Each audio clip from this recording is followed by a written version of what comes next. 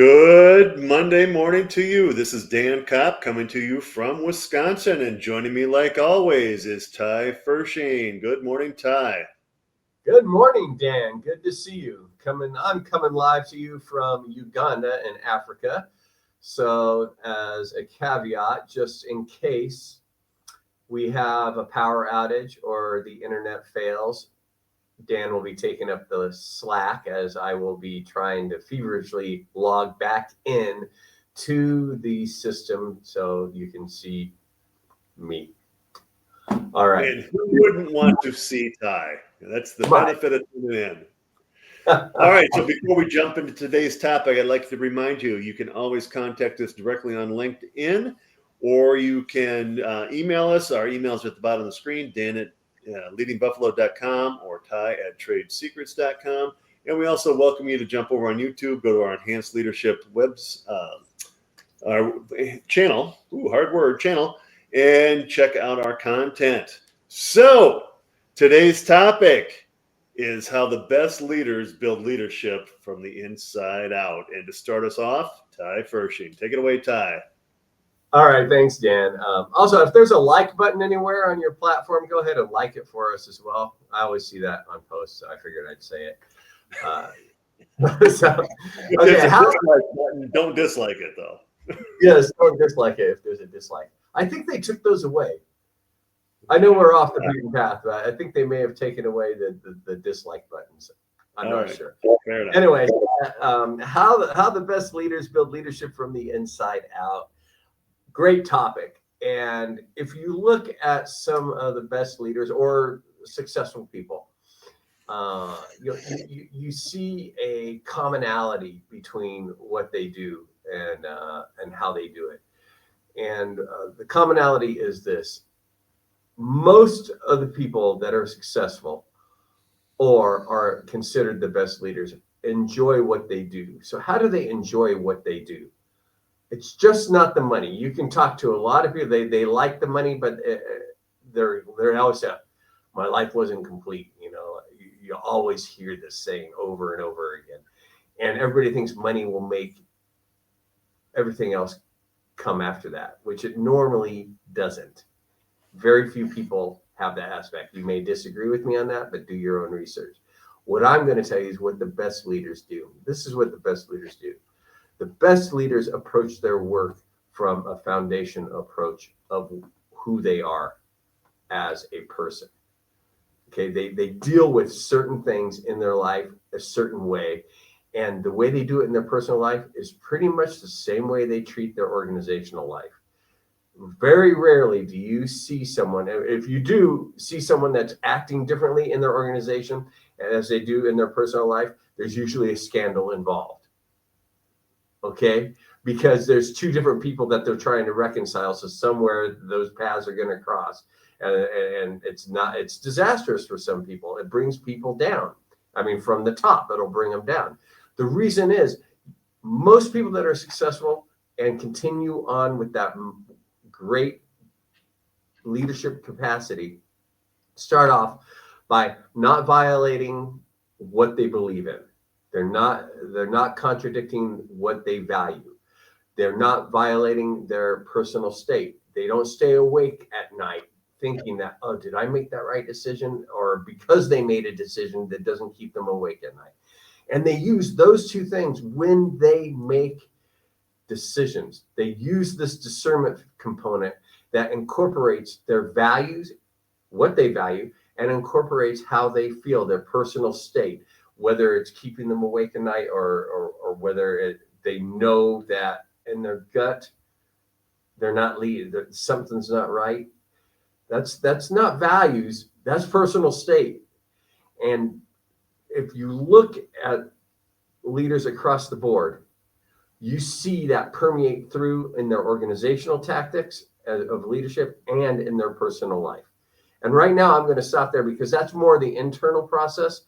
And what I've learned, and I think Dan will agree, but you don't have to, Dan. You don't have to agree with everything I say. But both Dan and I have these different individual leadership philosophies, and mine comes from an internal component factor when all three of these come to fruition. But Dan's leadership philosophy is using an external philosophy more so than I do, because of the nature of both of the differences, the complementary differences of our leadership philosophies, I guess is the way to put it. Dan, what do you think? Well, I'm going to jump right in with the internal stuff too, because although that's not my go-to, because it's something I've done in the background for years, like subconsciously considering it, but I've made career decisions based on it. So let's back up. All of us can relate to being in high school. And all right, what do you want to do? You're a junior. You should be deciding about what post-high school looks like. Come on, you're 16 or 17 years old.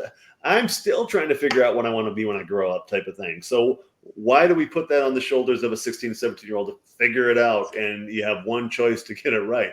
But how often are we drawn towards, well, I'm good in this subject, therefore I'm going to go into this field and get one of these jobs because I'm good at this subject. Or I want a lot of money, so I'm going to go into these jobs because I want a lot of money, whatever. It's rare that someone says, what's my passion? And at least in our generation, Ty, it's changed. The tide has changed a little bit because the younger generations, and we're Gen Xers, we just found a niche and we went into what worked with our skill set and our money goals versus who are we and we want to make a difference and all that. Important, but not how we were wired to think. So I go in the Army, easy choice, go in the Army. Didn't end up not really liking it. Stayed longer than most people would if they didn't like something. 8.5 years after the year in the Guard, so 9.5 years total. I'm like, this isn't for me. I'm not feeling it. So I went into education, did that for 20 years. Really wasn't feeling that, quite honestly. And again, most people think it took you 20 years to figure that out. Sort of backed into education, ended up running a school district, leading a school district for 10 years, and really wasn't my calling. Really didn't enjoy it conceptually as a career. So I got into private business, have two companies. We are exiting the company within a couple weeks. So the reason I chose between the two companies is because I love what I'm doing through my company, Leading Like a Buffalo, because I've got projects and or things going on like this project I'm doing with Ty and developing enhanced leaders. That is exciting to me. We put these videos up on Monday morning. It's a great way to start my work week because it's exciting. We have good discussions. So I've let my heart dictate my career choice now versus the other company. I was good at it. I was great at what I did. And I helped a lot of leaders who lead organizations, companies, etc. But it just became routine and mundane versus this excites me. So there's the looking within, the internalization of all those thoughts led me to the career path I'm on right now, which I think is the one. It's probably going to be the last one, unless I realize, hey, maybe this isn't fun and go do something else now. I don't know. But being sure with who you are and what your values are and what your engaged values are and finding that alignment really allows you to find a good fit in the working world. And that's what I've found internally, which is, again, is not my go-to approach to life. It's where I finally got to as an adult. Yeah, that's powerful. And what you're saying is, I'm going to interpret what I'm hearing you say.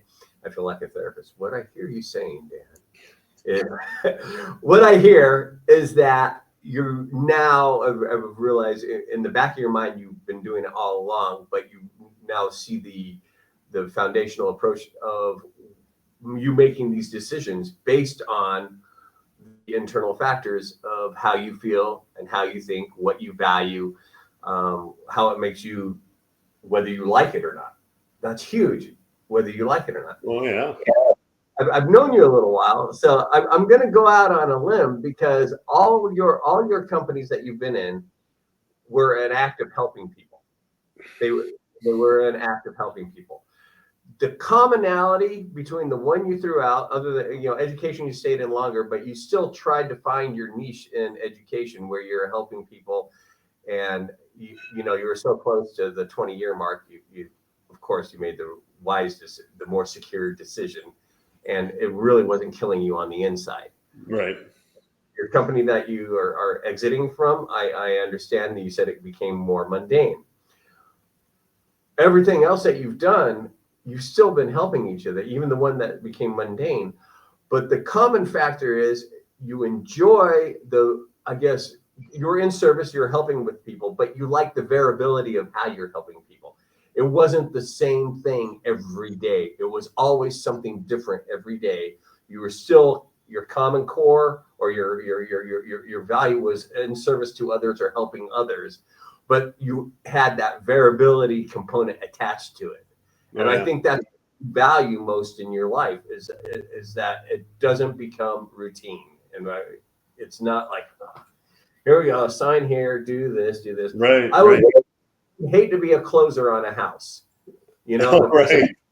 Here, Or sign here, sign or here. the person who's selling cars, and you go in and sign your life away. How 87 times, I think. Like, how is this even possible? Like, one signature just populate all that stuff?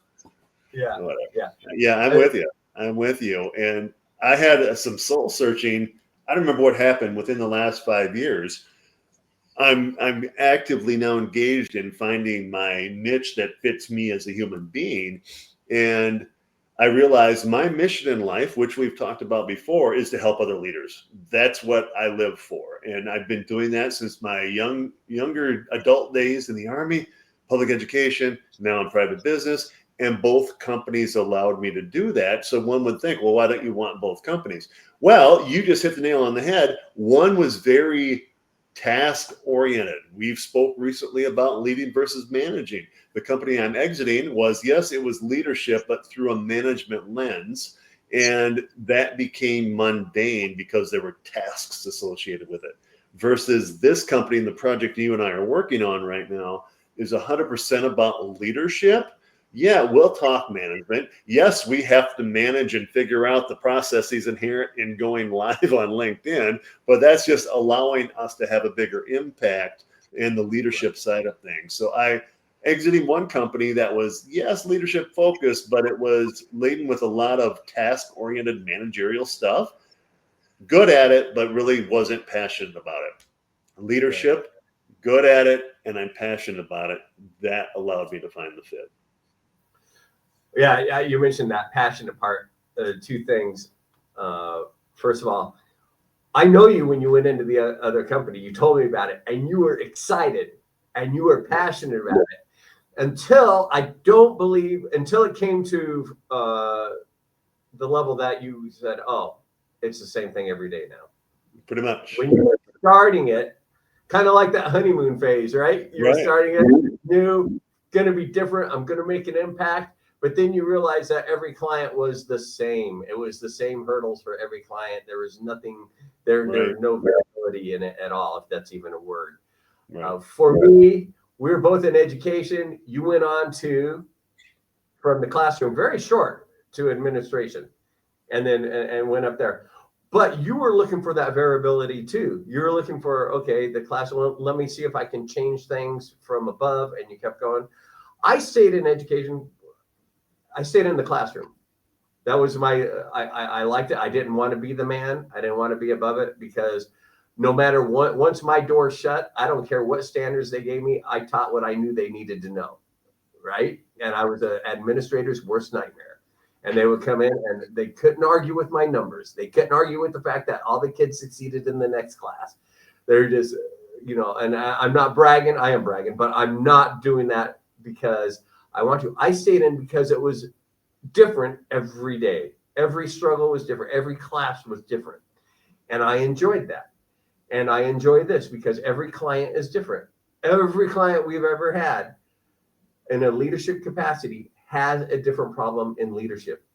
Mm-hmm. And when I'm talking about this personal state, this active discernment, and these engaged values, some of the best leaders in the world all have that in common. One person that's a successful person, he died last year, I think, was Jimmy Buffett. Okay, and I think, I'm hoping people know who Jimmy Buffett is. I think everybody knows Margaritaville, for crying out loud. Very few people know the struggles that he went through when he was starting. You know, he was living in a van. They do it for years. Nothing makes. He gets his big break on Margaritaville, goes to #1. I think he was in Paris when he found out. And he built his brand on what he believed and valued, right? He valued having a good time. He valued having that personal state. If you listen to his interviews, he has this personal state that you have to enjoy what you're doing. If you don't enjoy it, if it's keeping you up at night, it's not. He goes, otherwise I would have gave this up the first night I spent in a van or something like that. But he built this multi-million, I think $1 billion enterprise built on his values alone. Now, he was talented, granted, but his talent didn't get recognized until he stuck to it for years. And I think that's what a lot of people hope, and they stick through things, and you realize that what you're doing is making an impact. You're staying true to yourself. You're having good, solid fun while you're at work. And I don't mean fun like playing, but you're enjoying the results, you know, not monetary, but the emotional rewards, the growth that you see when you're helping people. And that's what every leader does. That's a successful, and the best leaders in the world, that's what they do. They're not independent, hiding in the background doing something that they shouldn't be doing. And if they do, you always see them. That's the biggest news story in the world. Oh, look what he's done, you know. But anyway, I think that foundational internal approach, and I love the Power of Me leadership. I love the tenets, and I love the 4 you bring to this Enhanced Leadership Project, because it helps me grasp onto that external, we can blend this. And now we have this Enhanced Leadership Project that is a solid addition or component to any leadership project, because we bring in the best of both of our worlds, and it complements any leadership program that we've dealt with, and we've seen the results. I want to back up to the 4 tenets you mentioned. Be beyond reproach. Well, embedded in that is also being authentic. And when you're authentic as a human being, people see that. And when you're authentic to yourself, it helps you find that fit. You take care of your people, you lead like King Arthur, and embrace the collective voice of your trusted advisors. And then you be the buffalo, you address things in front of you that need to be addressed. And all those help me be successful as a leadership speaker, coach, and consultant, because I live and breathe those every day. I also like what you said about the differences inherent in a leader's job. And I've used this before, and I've talked to people about this. Like I'm going on 36 years in an official leadership. I have been a leader for 36 years.